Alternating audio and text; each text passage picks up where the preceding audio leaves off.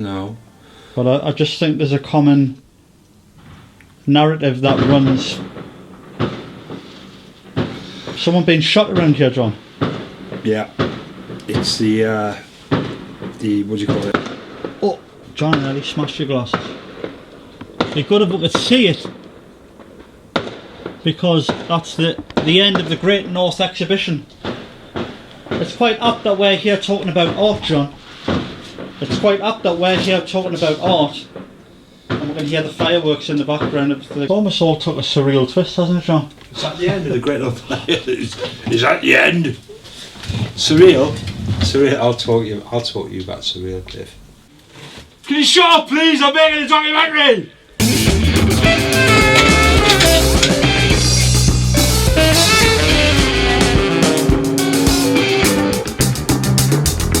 Okay. What, John? What? Oh, mate, I've come down to record you, man. You just. I am here. What do you want us to do? You just extended us. Oh, do you got this robot on your arm? What do you want us to do? What I think I might do is maybe ask you the same things as well, so we can get this crossover thing going. Alright. So ask you very similar things. Right.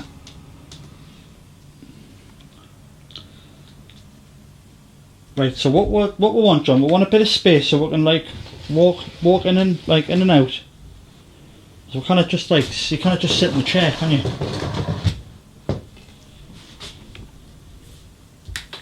How are you, John? What do you want us to do? Do you not want to do it now? What do you want me to do? Right. I want you to. I'm going to ask you a couple of questions. I want you to start sieving through your work, start talking about your work, but we're going to go in from out, not outside, but we're going to come down the stairs. So we're going to come. I'm going to follow you. I'm going to be behind you. You're going to be walking into your flat kind of thing, and then walk all the way down, and then I'm going to cut. I'm going to come down and get you coming through so we can see all the background and all the rest. So just see your environment. That's kind of how I want to start, and then. But the thing is, John, you've got to be able to sell yourself as well, because it's you're the artist. Do you know what I mean? If this was me, I'd be doing loads of shit. I'd be like, yeah, this I've done this 3 years ago. I've done this. This is about this. This inspired us to do this. The paint I use this paint. You know what I mean? I'm not telling you what to do. I'm just thinking you should be enthused about this. It's your career. Don't look at me and think what I look like is what I'm feeling. Right. It's just the energy's just went. Hey,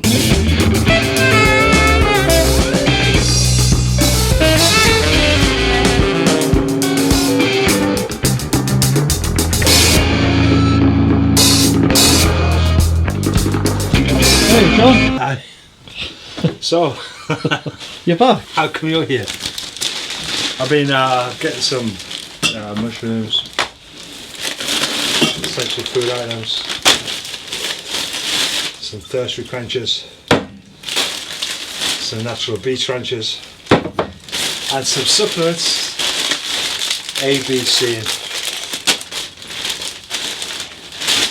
D.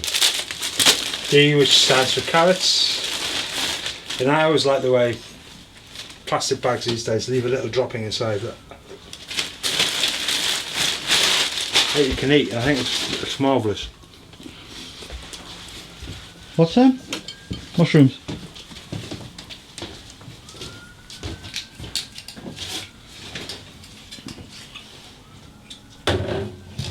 So, John, you've got artwork everywhere, haven't you? Everywhere you look, there's everywhere artwork. It's like everywhere art. It's like a mini museum. I even looked at the sink, and there's artwork above the sink. Heads and whatnot.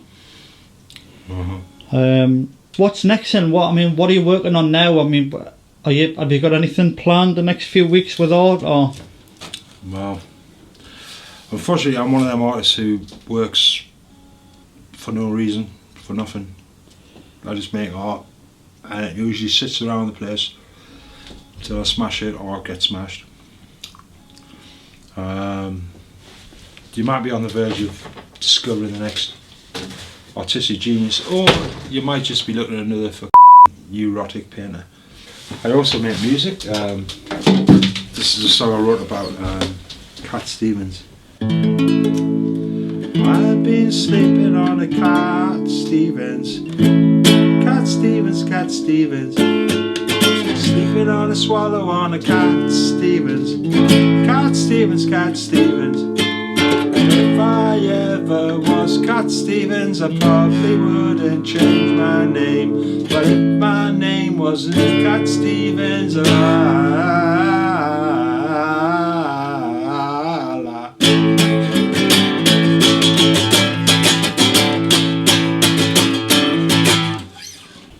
songwriter. So what's the thing with all the heads and the big noses? I've seen that.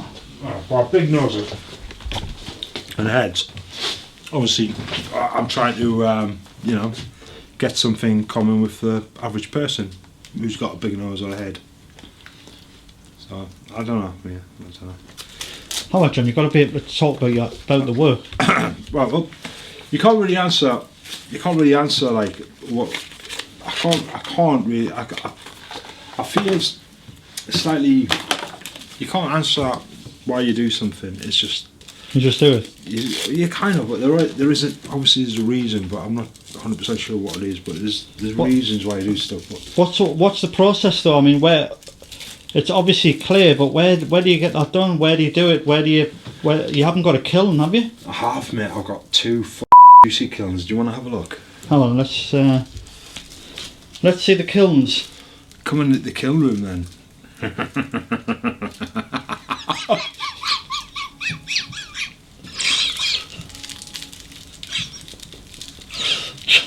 John, people are gonna hate this. Good. Hi, yeah, good afternoon. It's John Wood here, and I'm calling about that recent art piece I sent you. Yeah, I'd like to speak to Morgan Fleck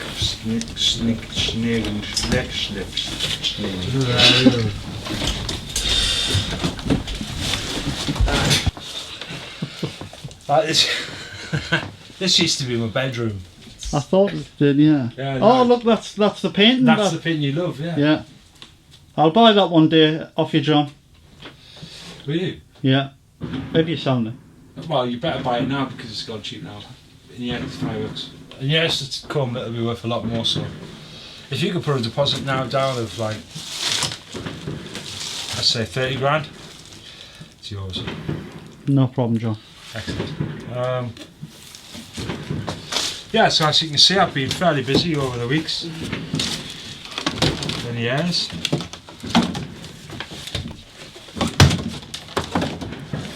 Gone through lots of different styles and periods. Whoa, I can actually see the painting coming off that one. Like, The thing I love about painting which is much better than a photograph. It projects a power. A painting projects a feeling. It projects it just by looking at it. Even in my own stuff, you know what I mean. It has an energy. A photograph will never have an energy like that. Oh, I disagree with you, John. I don't. I'm sure. I think there's a lot of photographs out there have got very impactful. Not as much as the painter though. Subjective, isn't it? Everything's subjective, but in my opinion, you could take, for example, you could take a photograph of that, or any of these, and then see it online. You know what I mean? Which is something. But then if you look at it in real life, then it's going to be something else. Whereas video, it's always going to be online. You know what I mean? It's always going to be like that's that. Whereas if you see a painting in real life, it can be powerful. Do you know the myth, John, about like you might have heard this before, but I've just heard this too many times now. And do you know when you've heard the same story from one guy to another woman? Yeah. And, common theme. I'm going to tell you the story about being in a gallery, a photography exhibition, and then they walked in and they physically felt that they were punched in the stomach. No. I've heard this before. Have you heard that? Have you heard that before? Right. So what next, John? What next? Oh, how about you talking to me about this new film I've got in mind? So these two guys, they're like, you know, in the mid-20s, want life just to be perfect, you know, but obviously life, as we know, is far from perfect. So they think that they can achieve greatness by, which happens to be on show at the museum. What do you Right. think? What do you think? Not too sure yet, John. Do you like the idea? I do. I think that could be a pretty much basic film. So I've got all the figures here for it. Right, John. I'm just thinking. Let's focus on the work instead of like films and that. The work. Like, let's have a look at some of the stuff you do. I mean, what's your latest piece? All this I've done since I've done all this since May. I got back in May, and all this stuff from May. So May, June, July, August. That's 4 months of work. Able to do that. Do you think though that it's not just putting pen to paper or paint to canvas or whatever, however you want to, whatever your medium is? Do you think it's a bit more than that now in this day and age where you've got to talk a certain way, you've got to maybe dress a certain way, your artwork's got to be a certain way, you've got to mix with a certain type of person, people, group? Do you think all this plays into being successful as an artist or being a successful commercial artist? Yeah, definitely. You've got to know how to play the game. I mean, if you're an artist and you could be brilliant artist, but if you don't know how to play the game, you're not going to get anywhere.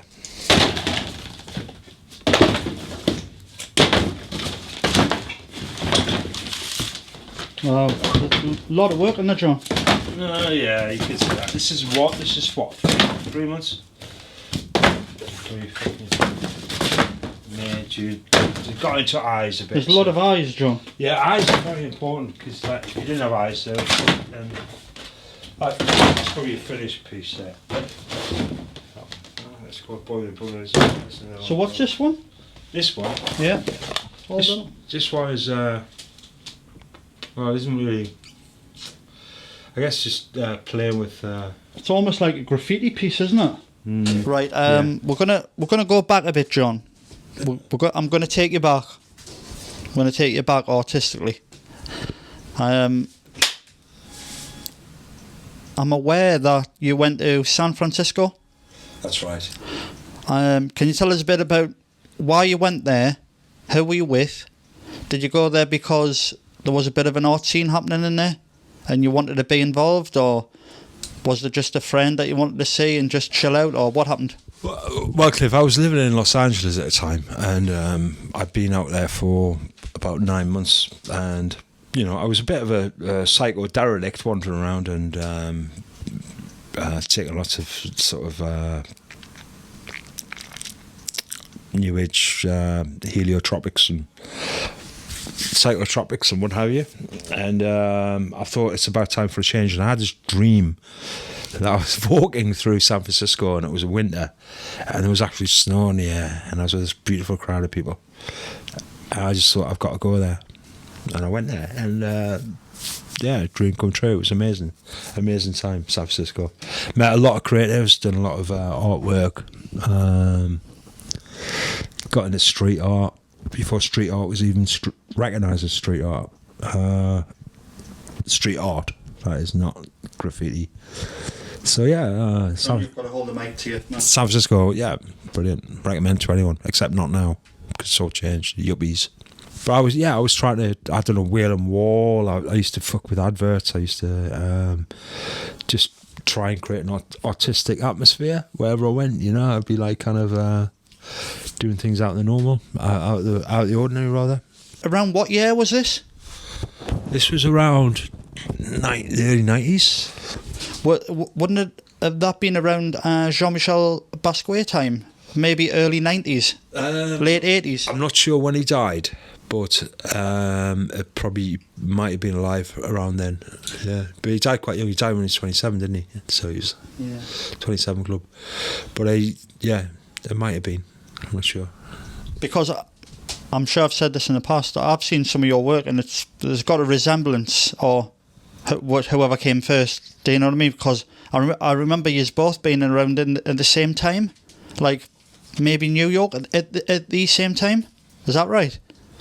New York, yeah, I was in New York at the same time as John Paul Basquiat, yeah, but very temporarily, and I didn't have enough time to sort of get influenced by him, but I do see the sort of the similarities or the crossovers, and we do.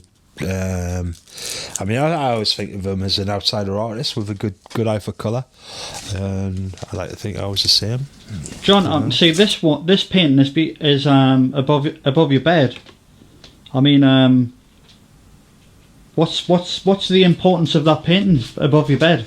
Well, it's actually it's weird you ask that, because it's become very important. That picture somehow has shown me the power of art. I used to have extremely bad sleep, disrupted sleep, nightmare sleeps and stuff like that. And I've started painting this picture of Carly, and I put it above my bed. And the weird thing is, since then, I've had a great sleeps every night since that. So I don't know what that is, how that works, but is that the power of art? I'm not sure, but it's definitely sort of somehow changed my sleep pattern. A painting of who? Kali. Kali? Yeah, the Indian goddess of destruction. So it's if she's a kind of, you know how they used to have demons on churches? Yeah. It's a bit like that.